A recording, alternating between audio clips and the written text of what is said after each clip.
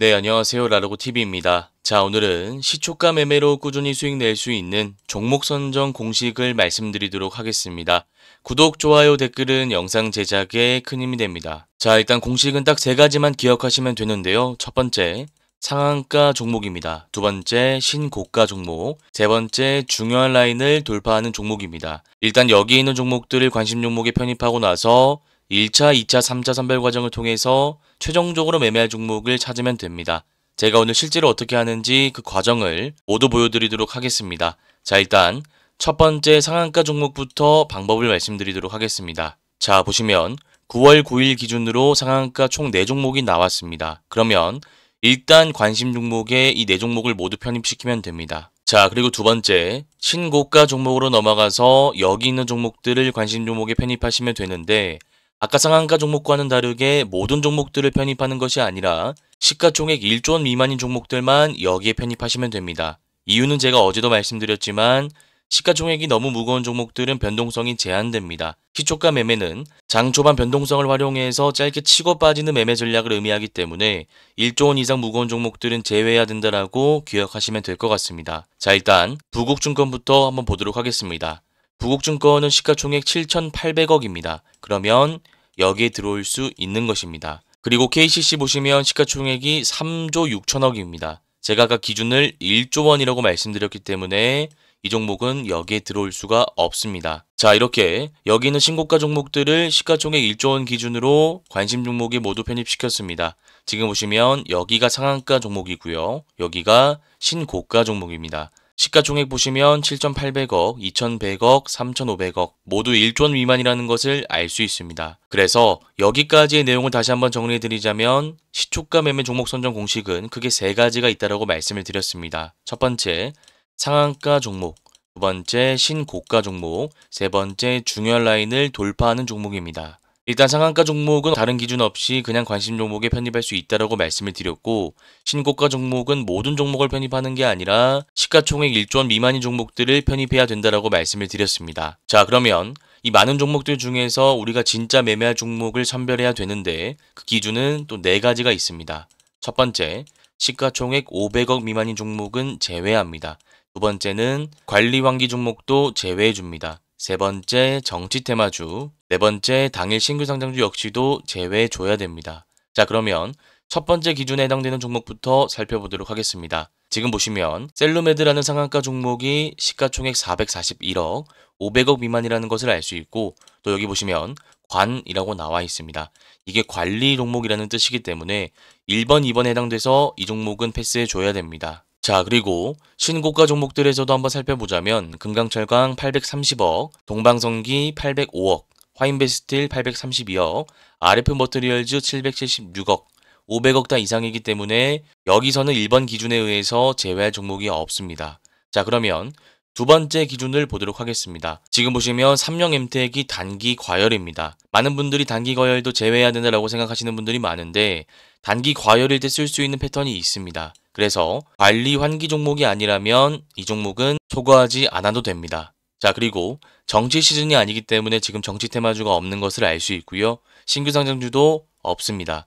자, 그러면 상한가 종목들과 신고가 종목들을 편입시키고 나서 4가지 기준에 의해서 종목들을 소거했습니다. 아직도 많은 종목들이 남아있는 것을 알 수 있는데 이제는 매물대라는 기준을 이용해서 한 종목 한 종목 제외를 한 다음에 진짜 매매할 종목을 선별해 볼 겁니다. 매물대라는 것은 말 그대로 개인 투자자가 물려있는 구간을 의미합니다. 쉽게 얘기해서 주가가 쭉 올라갔다가 빠지고 나서 다시 반등하는 차트가 있다고 가정해 보겠습니다. 자, 그러면 지금의 주가는 여기에 있습니다.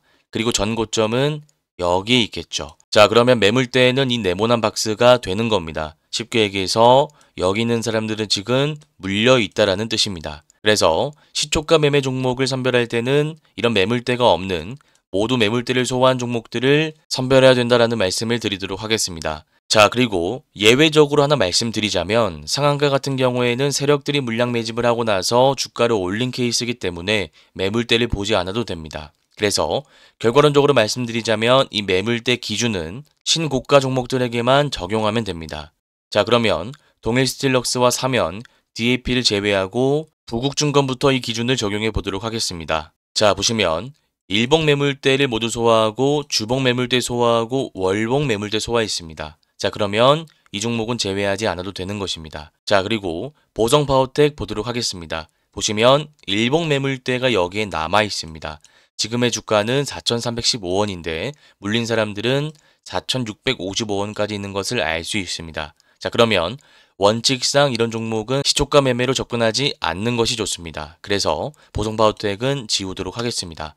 자, 그리고 코리아 서킷 보시면 마찬가지로 일봉 매물대가 남아 있습니다. 지금 주가는 15,190원인데 여기 위로 강한 매물대가 쌓여 있는 것을 알 수 있습니다. 자, 그러면 마찬가지로 지워주시면 됩니다. 자, 그리고 하이로 코리아 같은 경우에는 일봉 매물대 소화하고 주봉 매물대도 모두 소화했습니다만 월봉 매물대가 아직 많이 남아있는 것을 알 수 있습니다. 지금 주가가 36,600원인데 월봉상 41,100원까지 매물대가 쌓여있기 때문에 이 종목도 원칙상 제외하도록 하겠습니다. 자, 그리고 지금부터는 종목들이 많기 때문에 빠르게 한번 넘어가도록 하겠습니다. 금강공업 일봉 매물대 있으니까 제외하도록 하겠습니다.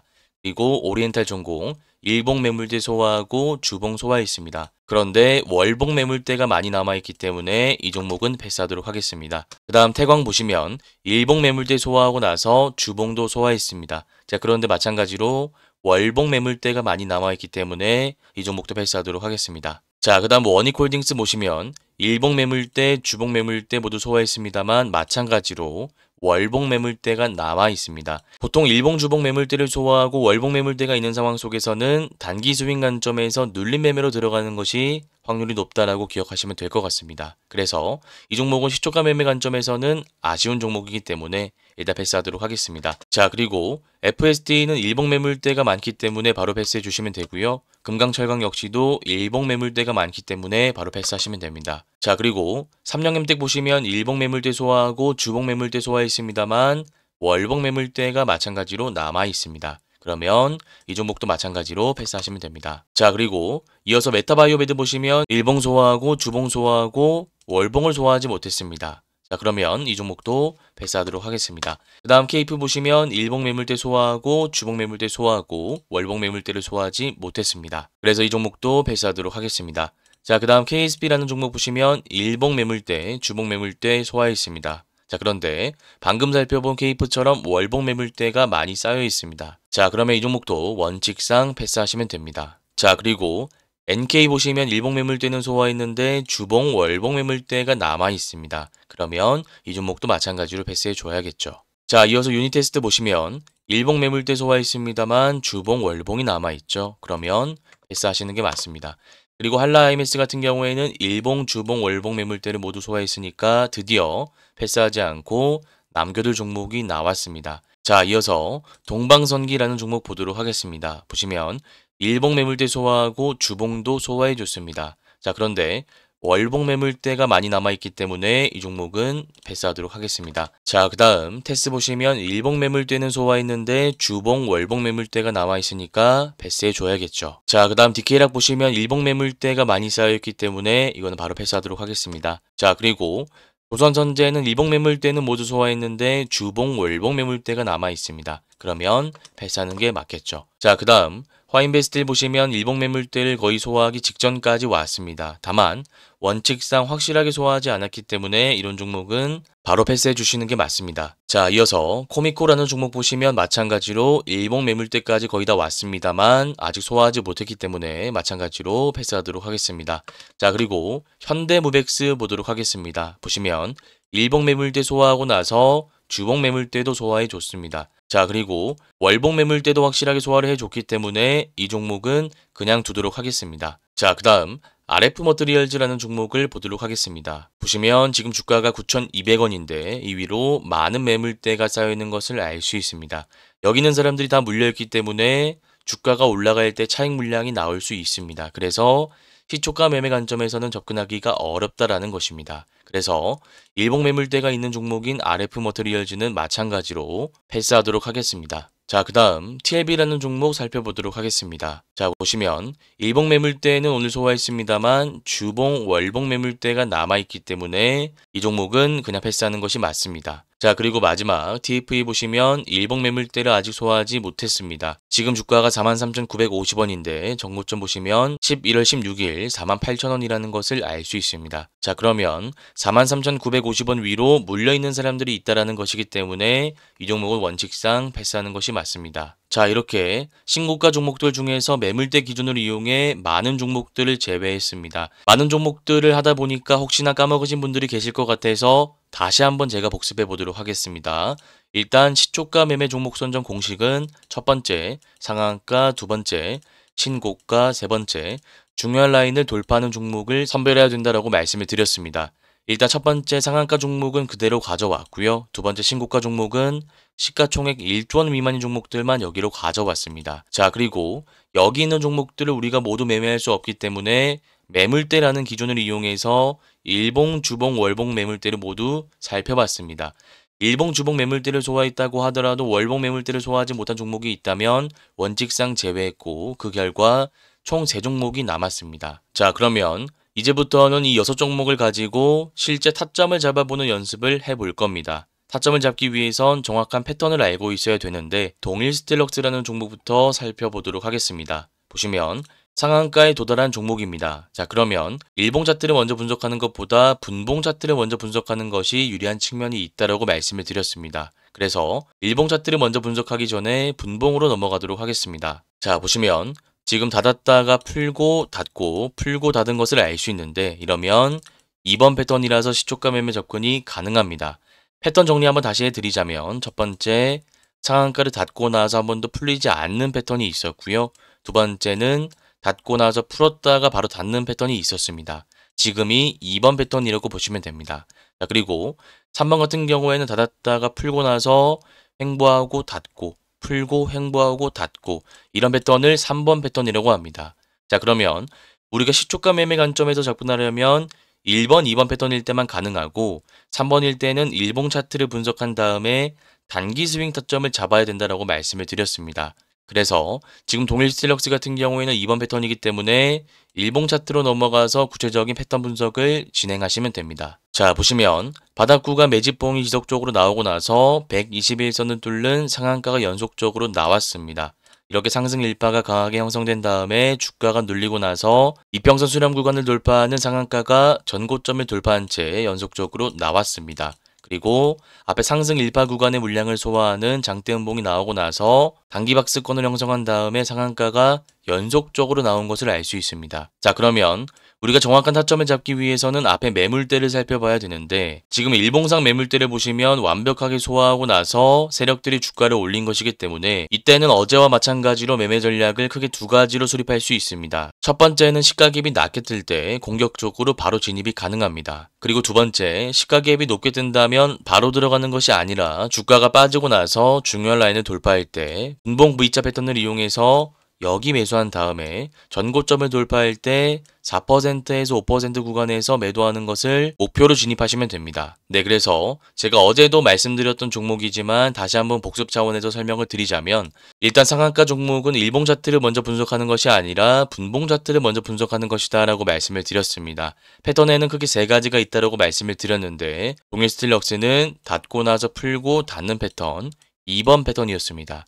자, 그러면 1번과 2번은 시초가 매매가 모두 가능하기 때문에 일봉 차트를 분석하고 나서 시초가 매매 타점을 잡을 수 있다고 말씀을 드렸고 일봉 차트를 분석해 봤을 때 121선은 뚫는 상한가가 연속적으로 나오고 나서 상승 일파가 강하게 형성된 다음에 주가가 장기 이평선까지 눌리고 전고점을 뚫는 상한가가 연속적으로 나왔습니다. 그리고 거래대금 실린 장대 음봉으로 상승 일파 부근의 물량을 받아내고 나서 단기 박스권으로 개인 투자자의 물량을 묶은 다음에 다시 상한가가 연속적으로 나왔습니다. 자, 그러면 이럴 때는 매물대를 확인하고 나서 매매 전략을 크게 두 가지로 수립할 수 있다고 말씀드렸는데 첫 번째, 갭이 낮게 뜰 때는 공격적으로 들어갈 수 있다고 말씀을 드렸습니다. 두 번째는 갭이 높게 뜰 때 바로 들어가는 것이 아니라 시가갭 이후에 주가가 빠지고 나서 중요한 라인을 돌파할 때 여기 매수해서 반등 나올 때 전고점을 돌파하는 구간에 매도하는 전략을 수립할 수 있다고 말씀을 드렸습니다. 네, 그래서 이 패턴은 너무나 중요한 패턴이기 때문에 꼭 기억하셔서 다음 실전 매매 한번 적용해 보시길 바라겠습니다. 자, 그 다음 사면이라는 종목을 살펴보도록 하겠습니다. 보시면 마찬가지로 상한가 도달한 종목이기 때문에 분봉 차트로 넘어가겠습니다.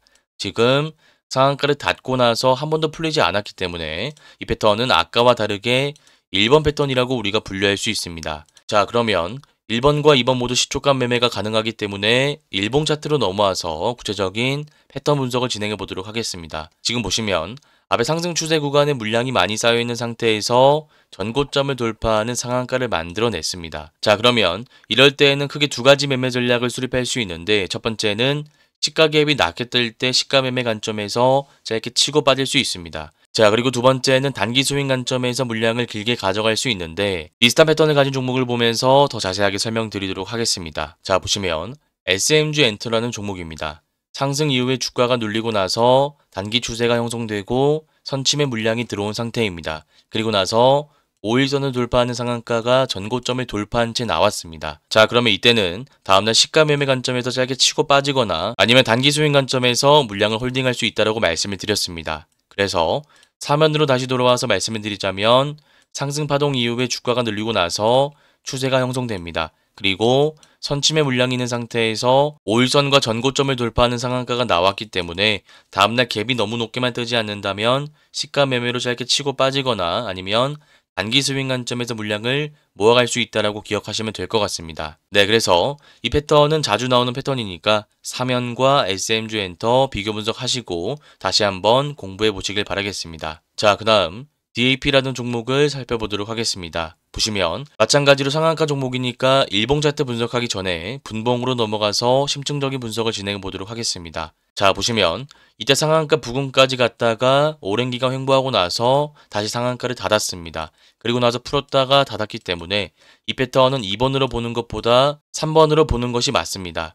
지금 앞에 보시면 상한가 부근까지 갔다가 여기서 제대로 닫지 못하고 바닥 구간임에도 불구하고 오랜 기간 횡보했다라는 것은 아직 세력들이 확실하게 물량 매집을 하지 못했다라는 것입니다. 그래서 방금 살펴봤던 동일스틸럭스와 사면과 다르게 DAP라는 종목은 원칙상 패스하도록 하겠습니다. 자, 그 다음 부국증권 살펴보도록 하겠습니다. 지금 보시면 상승 파동 이후에 주가가 눌리고 나서 횡보한 다음에 전고점을 돌파하는 윗골이 달린 양봉 캔들이 5일선 구간에서 나온 것을 알 수 있습니다. 자, 그러면 이 종목은 크게 두 가지 매매 전략을 수립할 수 있는데, 첫 번째는 시가 갭이 뜬다는 가정하에 여기서 매수해서 전고점이 81,000원을 돌파할 때 짧게 매도하는 전략을 수립할 수 있습니다. 그리고 두 번째, 여기서 공격적으로 들어가는 것이 아니라 눌림 매매 관점에서 단기 추세와 중장기 추세를 설정한 다음에 분할 매수로 물량을 모아가는 방법이 있습니다. 이 매매 전략을 수립하기 위해선 추세선을 설정하는 방법을 알아야 되는데 제가 쉽게 말씀드리도록 하겠습니다.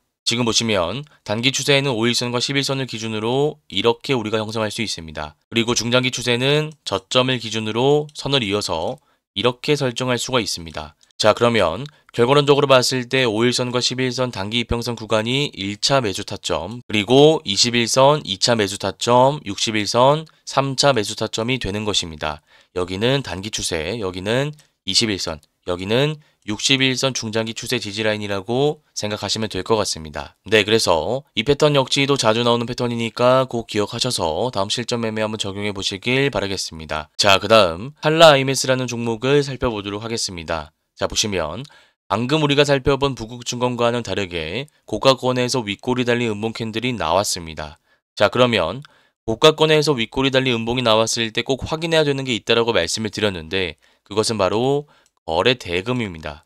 지금 보시면 약 620억이 들어온 것을 알 수 있는데, 이 물량은 세력들의 물량이 아니라 여기서 매수했던 개인 투자자의 차익 물량이라고 보는 것이 맞습니다. 다만 세력들의 물량이 아니라고 하더라도 고가권에서 이런 음봉 캔들이 나온다면 투심이 악화될 수 있기 때문에 11선, 21선 부근까지 눌렸다가 올라갈 가능성이 높습니다. 그래서 이럴 때는 매매 전략을 크게 두 가지로 수립하시면 되는데, 첫 번째, 기준봉의 종가라인을 잘 지켜주면서 양봉 캔들이 나온다면 양 패턴을 이용해서 종가 매매 관점으로 공격적으로 진입이 가능합니다. 자, 그런데 기준봉의 종가 라인을 이탈하면서 음봉이 나온다면 아까 말씀드린 것처럼 11선, 21선까지 주가가 눌렸다가 올라갈 가능성이 있기 때문에 우리가 여기서 매수하는 것이 아니라 주가가 많이 빠졌을 때 여기 매수해서 반등 나올 때 매도하는 단기 스윙 전략을 수립하는 것이 더 효율적입니다. 네, 그래서 이 패턴 역시도 자주 나오는 패턴이니까 꼭 기억하셔서 다음 실전 매매에 적용해 보시길 바라겠습니다.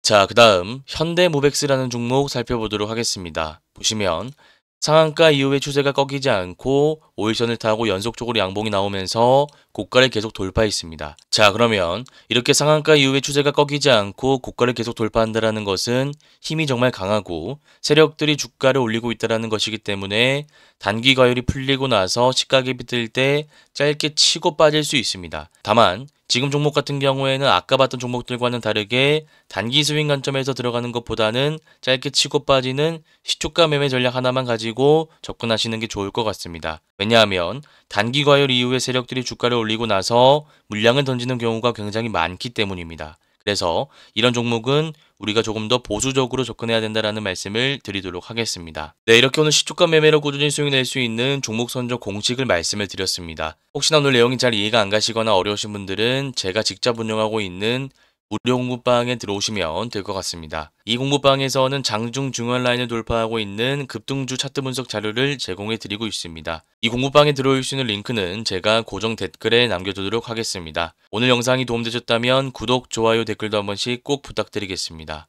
감사합니다. 주린이 분들은 왼쪽 화면을 클릭하시면 되고요. 실전 단타 기법을 배워보고 싶다 하시는 분들은 오른쪽 화면을 클릭하시면 됩니다. 감사합니다.